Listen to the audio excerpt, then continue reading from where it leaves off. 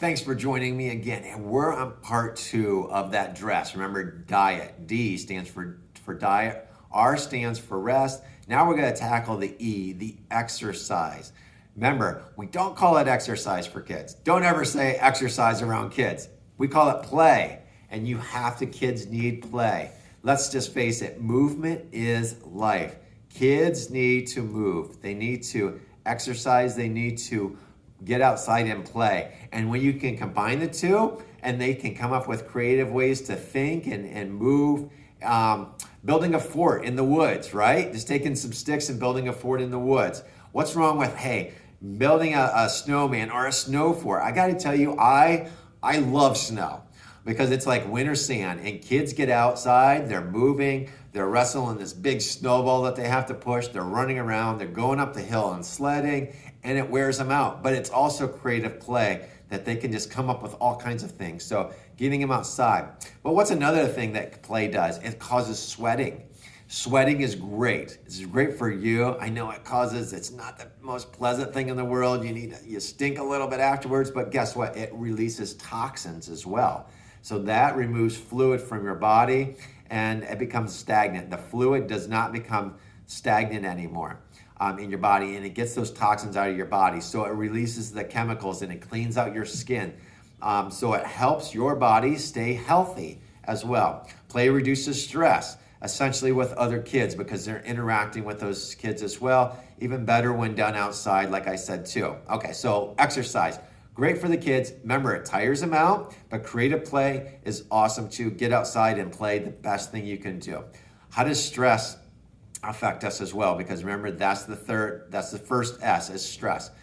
Stress comes in different forms. It comes in physical stress. And now I want you to think of not enough activity as opposed to too much activity. I can tell you, kids it's hard to have them get too much activity. I mean, unless they're running 3 miles and they're 2 years old, it's probably not going to wear them out too much. They'll shut down.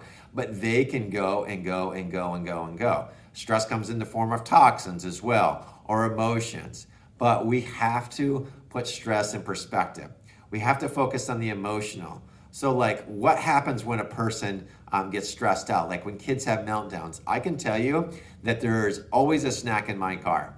The reason being is because my daughter, if she gets low blood sugar, it just gets a little grumpy, and I get the same way. When I get low blood sugar, that's why I take an apple and eat it on the way home. So my blood sugar is a little bit better so I can come home and be a little bit happier that the little things don't set me off.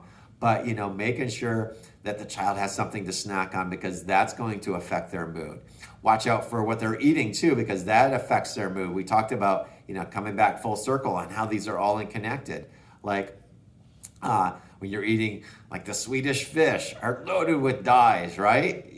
That causes kids to just sometimes go out and have a meltdown because of the food additives as well. So be careful how they're emoting, but exercise is a great way to get rid of this and be a vent for this as well. I got to tell you, something that my wife bought is absolutely amazing, works really well with my daughter, and I highly suggest a lot of people getting this, is their feelings charts. There's actually pictures in groups of kids. They have different expressions on their face. So if they're angry, it's like, or if they're sad, they're like sad.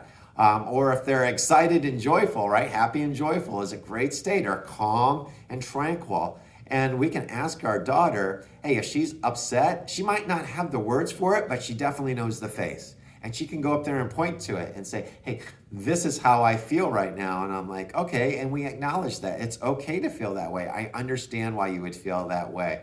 Your toy got broken, or you can't find your toy, or you have to go to bed, or you don't do this types of things. But how do you want to feel right now? And then she always goes to joyful and happy. She wants to feel that. Well, what are some things that we can do to be joyful and happy?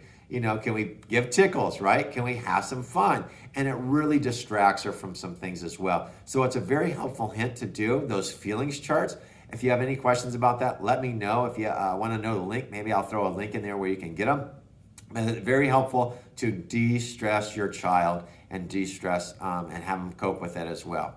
Hey, I'm Dr. Randy Wertz in Thrive Chiropractic. I know this is a couple of hints that have helped with me, and raising our daughter. I hope it can do the same for you. I'd love to be that resource for you, but still, there might be something that's just not quite right with my child. We've tried all these things and something's still not quite right. My child is always getting sick.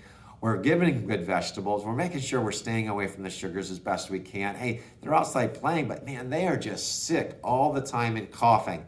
I got to tell you, that was me as a kid too. And I'm going to share in the next video what one thing that can definitely affect your health, and it's something that's hidden, and it has to do with the nervous system. So please join me on part 3 of this, and I'd be happy to chat with you more and learn more about how your body's working and to keep you and your children healthy. Until then, get outside and play. Have a great day. Bye-bye.